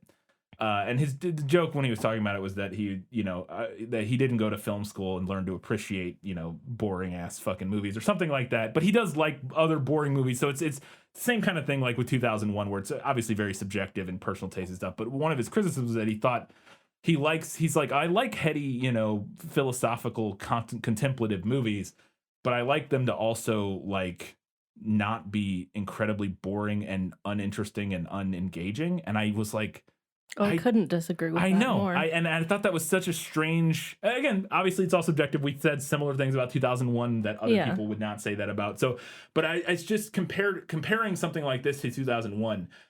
I thought this movie was incredibly funny. Like at times, like there's some moments and throughout the film, I would say within every 10 minutes or so, we got an audible laugh. Or chuckle out of us, to the point where we like made noise or whatever at something happening in the movie. And then apart from that, the mystery and the suspense and the thriller aspect of it for the first 2 acts or whatever, I think works so well on its own that even if you're not picking up everything the movie's putting down, you can still just be like, what is going on here, trying to solve this mystery. I guess the thing that it could come to is at the end, again, is what I was saying earlier. I can understand at the end being like, what was the point of any of that? Like I could see once the ending happens and you don't get any answers, you don't get any or you do, but they're vague, muddy answers. They're not like they're not the answers you get. Because if you're watching this movie thinking you're watching Get Out, but just a different version of Get Out or something like that, like a Twilight Zone episode. Yeah. It kind of is, but it's a much muddier one. Whereas the ending of something like Get Out or Twilight Zone episode, there's like a very satisfying conclusion and payoff to some extent. Whereas this movie doesn't really have that. So I can understand why general audiences would be like, yeah, this is boring. And I totally understand. And we talked about this in the prequel. Why on the Google reviews, this movie has a bunch of reviews. It has like a 2.3 out of 5 cumulative. But it is almost entirely 5-star reviews and entirely 1-star reviews. Makes perfect sense to me because I would give this movie 5 stars, but my parents would give this movie 1 star. So many people would watch this movie and go, "What the?" And again, it's not even a dig at those people. I just think it's a very specific type of thing that you have to be very like it has to be your kind of thing to watch it. And I understand why it wouldn't be a thing that a lot of people would like, but I fucking adored this movie. So you mentioned a couple times it's still working on the level of like a thriller or horror movie, and my last thing that I wanted to mention was that I think one of the things that is most clever about this story to me, and this goes for both the book and the movie, is that despite it being pretty clear what's going on from the beginning, you still get that anxious horror movie feeling of like, oh, she could get out. she could still make it out. Absolutely. You're all the way up till the end. You're trying to figure out a way that this character that doesn't exist and isn't real can somehow survive and conquer this asshole. Like you want her to win somehow. Yeah. You're like, there's a way that this can work out in the end. And obviously it can't, but it is, because it's not the point, but it is very effective in that sense that you're the whole time you're rooting for it, and you do think all the way until the very end that there's a solution. Yeah, maybe there's a loophole of some sort. Maybe there's a loophole where she just gets to go live her life. Yeah. Oh, well, that's going to do it. Before we get to the final verdict, we wanted to remind you, you can do us a giant favor by heading over to Facebook, Twitter, Instagram, or Goodreads. Follow us, like us, subscribe to us, whatever you got to do on those platforms so you can see our posts, because we would love to hear, love to hear what you all have to say about I'm thinking of ending things. So make sure you look out for our feedback posts on all the social media platforms for this movie and get your comments in so we can talk about them on the next prequel episode. You can also do us a favor by heading over to iTunes, Stitcher, or wherever you're listen to our show. Drop us a nice review and drop us a 5-star rating. It would be very helpful. We'd appreciate that. And then finally, if you want to really support us, you can head over to patreon.com/thisfilmislit. Give us a few bucks a month there. You get different stuff at each level. It's outlined in over on Patreon. Basic breakdown, $2 a month, you get early access, ad-free, that kind of stuff, reading notes, a handful of other things. $5 and more a month, you get all of that, plus bonus content episodes, where every month we put out a bonus content episode, which we'll have one out soon. We just watched Drop Dead Gorgeous a few days ago. We're going to be recording that episode here probably tomorrow, and that episode should be up in the next few days, or when you're listening to this, will be up in the next few days. And then also at the $15 level, you get all that stuff. Plus, you get priority recommendation status. If you want us to hear us talk about something, you give us $15 a month, recommend it, and we will throw it on our list as early as we can. And this was a patron request from... This was a request from Jeff Niederhofer. There you go. Thank you very much, Jeff, for supporting us and for recommending this movie. It made for a fascinating discussion. Katie, it's time for your final verdict. Now, are you ready for your sentence? Sentence? But there must be a verdict first. Sentence first, verdict afterward. Overall, I'm Thinking of Ending Things is a pretty faithful adaptations. There are changes, ranging from subtle to major at the end, but as a whole, it's pretty faithful. And the movie is definitely successful in capturing the creepy, surreal mood of the book. However, I think the movie's ability to utilize visuals gives it an edge over the book. The surrealist nature of the story is more effective thanks to editing tricks and the movie's increased ability to play with the way that in dreams, the setting can change at random and time can pass in a strange way, and it can feel both unsettling and somehow completely normal at the same time. So while I enjoyed the book, the movie did a better job of capturing the surrealism of dreams or fantasies or hallucinations for me. And for that reason, primarily, I'm giving this one to the movie. And then just to tag on a little bit more, and to go back what you said earlier, I think the other thing that really stuck with you, that you, just to kind of reiterate what you said, was that you felt like there were maybe a few more layers to the movie. Yeah. Thematically. Yes. Than what you got from I felt like, it was more thematically layered than the book was. Like, again, not that the book is not. Yes. And maybe it's just that I enjoyed the movie's thematic layers more. Yeah. Because they are, even if there are similar amount, quote unquote, of layers in the book, they could just be different things that it's discussing thematically, and just, found the movie more interesting. Yeah. Interesting. All right, the movie wins. It wins for me too. Like I said, I adored this movie. I thought it was fascinating and fantastic. And I would actually, this is one where I could actually see myself watching it again. Like, not soon, but like in a year, couple years, I could be like, I would like to go back, because I bet there's a lot of there's so many, probably more stuff you would catch. More stuff you would catch. On a second more details watch. You would catch, and just to kind of, again, watch it for some of the interesting editing techniques and stuff they do. I just think I think it definitely has some rewatch appeal for sure. So yeah. Anyways, that's gonna do it. Before we wrap up, Katie, what's coming up next? Well, up next, we are getting started on our summer series 2023. Yeah. And you probably saw the announcement if you follow us on social media anywhere. We already put out our graphic tease for this, but we will be covering the Divergent series. Is that what it's called, or does it have a broader name? I'm pretty sure it's just called the Divergent series. That's what the first book is called, right? Okay, so yeah. And yeah, with like Hunger Games, it's just called the Hunger Games trilogy or whatever. Yeah, I didn't know if maybe it had like a... I don't think so, but I think you're right. I think wrong. It is the Divergent series, but maybe it does. Yeah, either way, we're covering Divergent. That'll be the next episode and the first installment of our 2023 summer series.